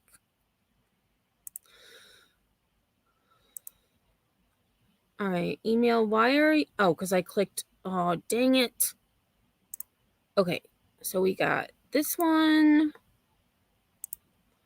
and this one.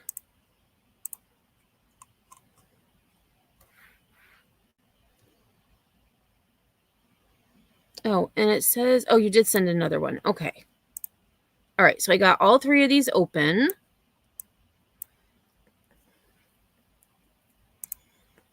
Okay, so this is San Francisco. So viral TikTok shows a Target San Francisco store going to extreme measures to deter shoplifters with an entire aisle locked up. What? They're locking up toothpaste?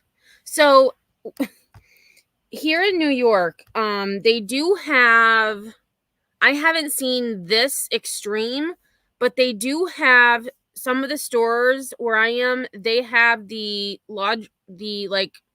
laundry detergent and Tide Pods locked up because of the Tide Pod challenge that many partook in. And they also have, which is very weird, they have the pregnancy tests locked up because apparently those are a hot commodity to steal. I never knew that, but they are under lock and key in certain stores around my area. So it looks like, I'm just trying to see everything. So it looks like this is like the toothpaste aisle. I don't know what's down there. It's hard to see with the reflection, but that's crazy.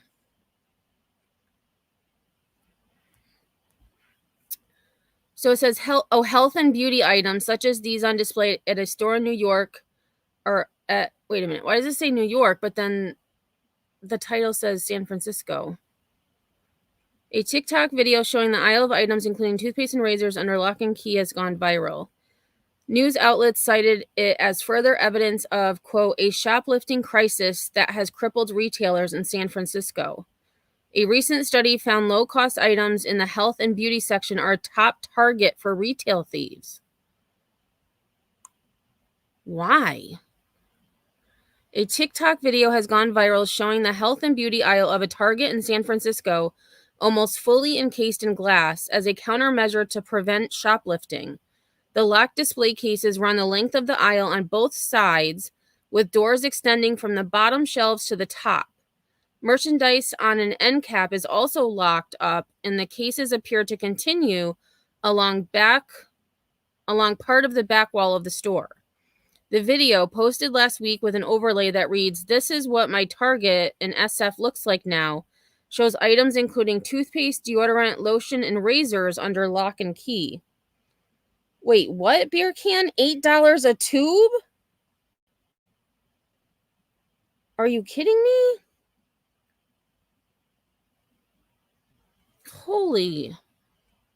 I go to Walgreens and they have, if you use the Walgreens app, they have like the digital coupons, and then you also can get Walgreens cash or whatever it's called. Walgreens bucks, I don't know. But with coupons, the toothpaste is usually like $1. Like, I can't imagine $8? What? The TikTok video has amassed over 1.5 million views and was quickly picked up by outlets including Fox News and the New York Post as further evidence of a shoplifting crisis that has crippled retailers in the city. Several outlets identified the location to be at the corner of Folsom and 13th Streets. So I'm confused because now they're saying San Francisco, but then they're saying New York.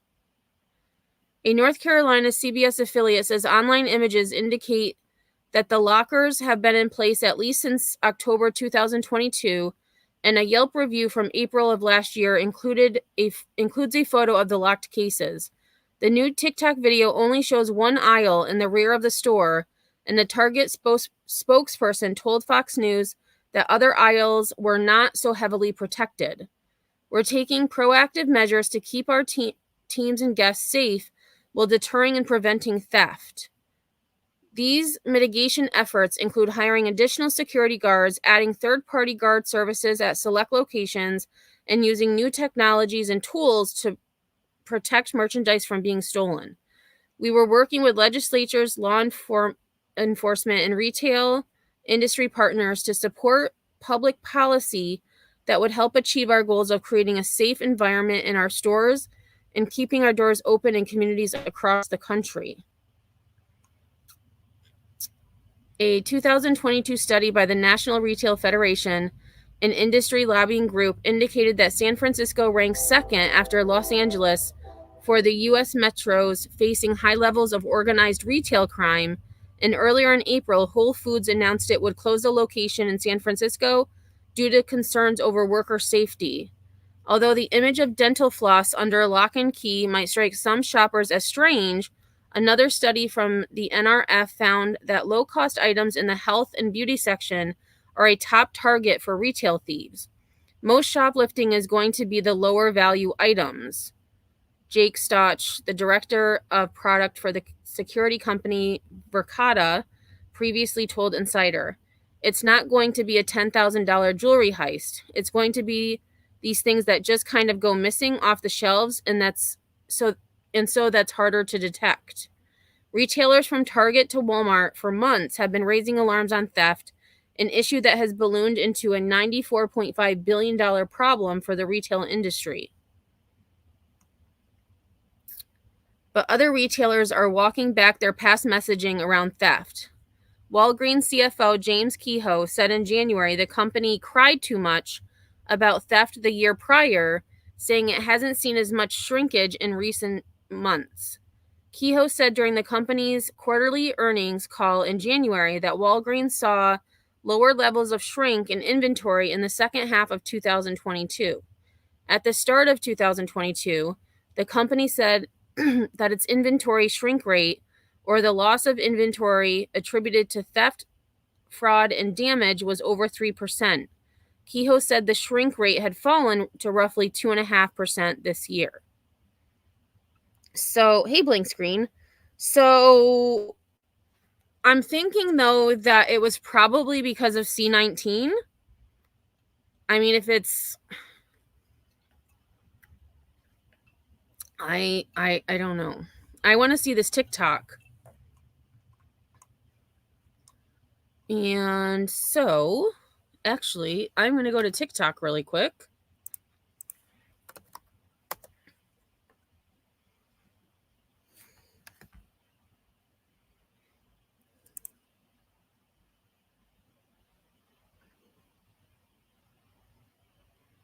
All right, let's calm down, please. Calm down, please. $16 for 4 tubes at Costco.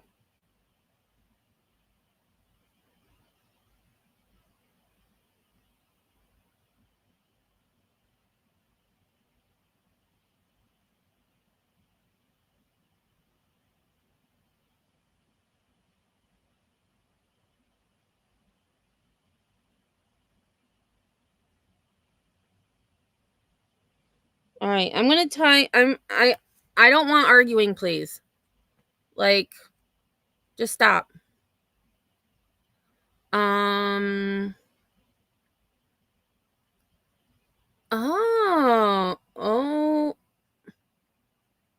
no, I thought there was a new TikTok from Girlfriend, but there's not. Okay, so Target.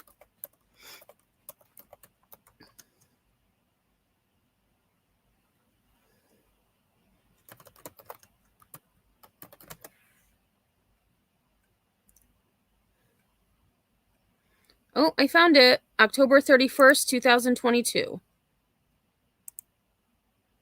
All right, so let me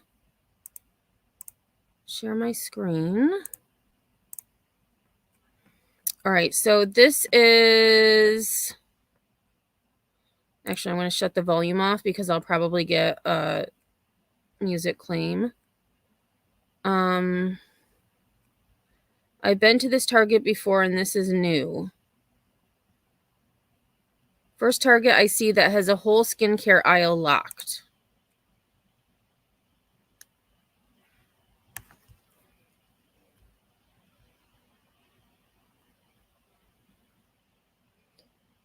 All right, I am going to ask that we agree to disagree, please.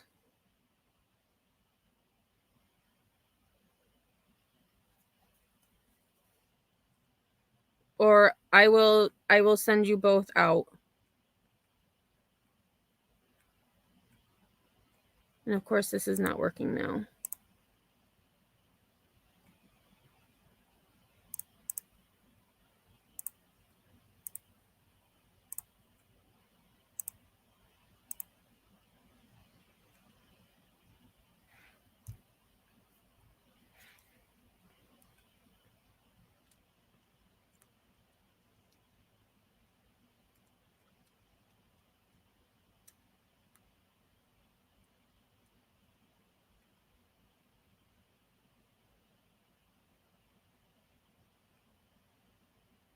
Oh, that was short.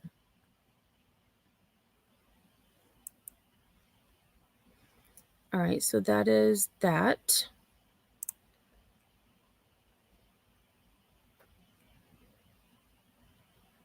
All right, and again, I don't know what the fuck just happened, but it needs to not happen. Because now I feel like my live has been completely derailed, and not blaming anyone, but Jersey sent me articles. I was going to read all 3 of the articles, and yeah.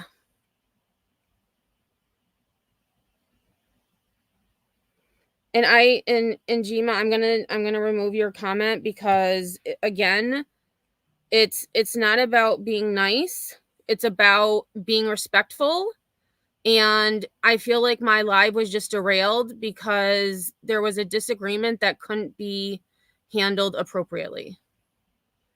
Jersey sent me articles that I was going to read. I got through one of them. I look down and I see fucking chaos.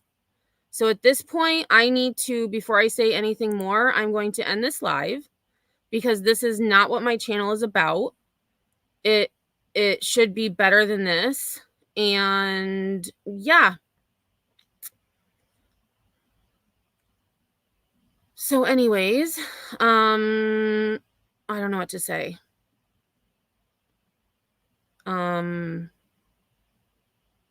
I've always said agree to disagree, and if you can't agree to disagree, just don't say anything at all. Or say I'm going to tap out. I've said that before. Listen, I can't deal with this kid right now. I'm tapping out. No. So I'm gonna cut this just so no, don't be sorry. It's not anybody's fault. I just feel like it was completely derailed for no reason. And I asked for receipts. Rowdy. Not today, Rowdy. Probably not today. I asked for receipts. I got receipts and I didn't even get through. I only got through a third of them. Not even a third of them. No, it's not drama. It's just I don't even freaking know.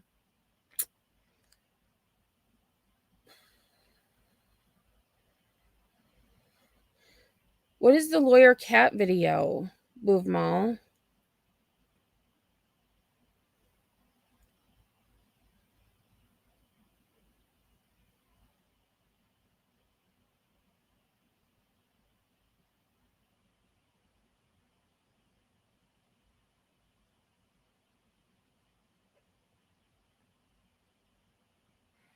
They were good stories. I know. And I mean, this is why I do true crime and story time, because sometimes I have my watch list and then we get, there's questions or people bring things up. And I mean, I had 2 more stories. So one was from ABC7 about stores in Los Angeles are locking up more items behind displays as shoplifting returns to pre-pandemic levels. The other one is from the New York Post. Shoplifting crisis is so bad, shoppers struggling to find non-locked up items.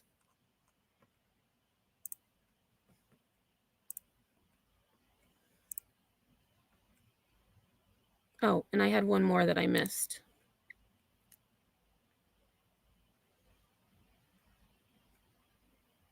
All right, so the last thing on my way out, I'm going to play the Ducky video just because. But yeah, the mood was definitely, yeah. All right, so let me go back to my watch list. And I actually need to move 2 of these.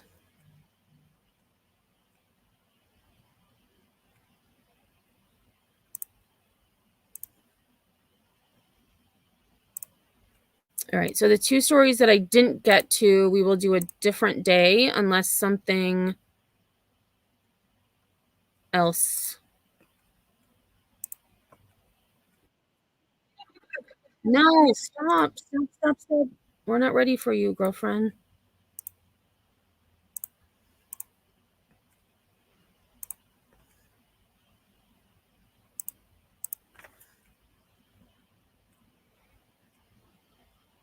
Hey, Wine, Crime, and Mayhem. Oh, the attorney appeared in court. Oh my gosh. Okay, I do remember that. I remember seeing that video, Bouvmal. Actually, let me write myself a note. I can add that to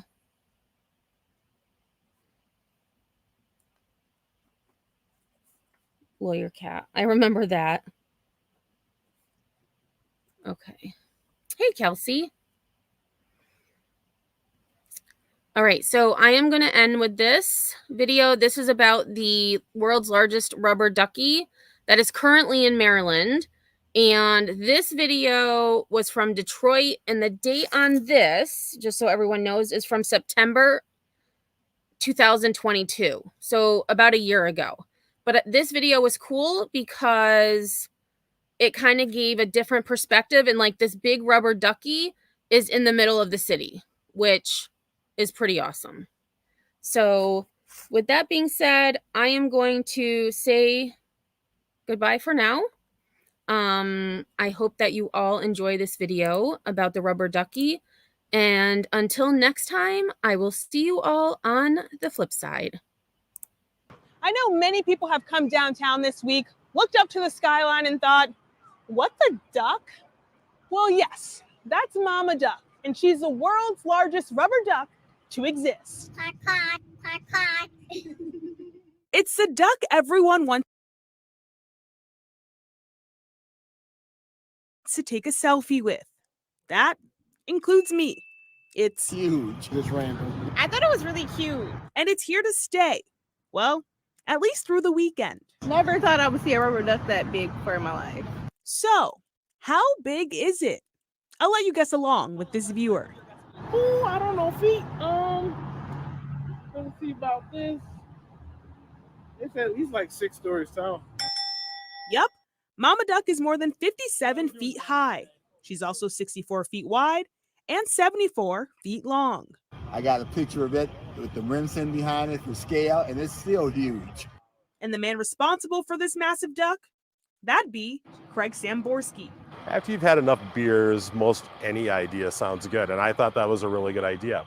Craig spent the bulk of his career as an event planner, and after getting drinks with a colleague one night, the two decided that he needed to create something bigger than ever before. Well, I woke up the next morning going, oh my gosh, what did I commit to last night? He committed to making the largest rubber duck the world has ever seen. Doesn't have a lot of competition. I think when people look into what the cost is to do one of these, they're like, oh yeah, I don't think we'll do that.